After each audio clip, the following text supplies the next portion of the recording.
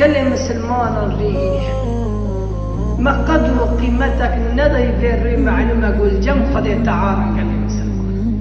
فاريا إليه عظمتي خل جم خذي تعالى برا بس قال لك إنسان قدر قيمتي في الري إني نزان الري إني خذي تعالى تيدا آدم خلق ري إني دا خذي تعالى آدم داخل ري إني دا خذي تعالى آدم رحي وجه كاشكر آدم مر.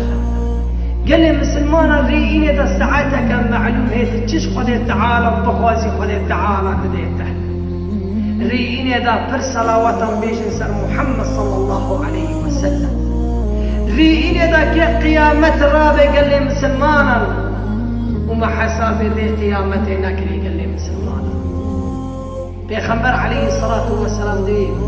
ما من ملك مقرب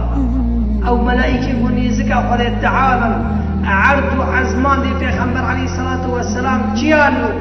كل عرضه قشكي إلا هو مشفق من يوم الجمعة رئينا قد بيت الترسن ملائكة خذي تعالى الترسن كياي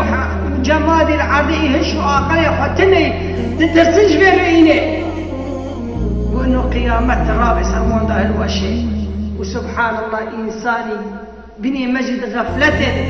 زاني فيرو إني بقدر قيمته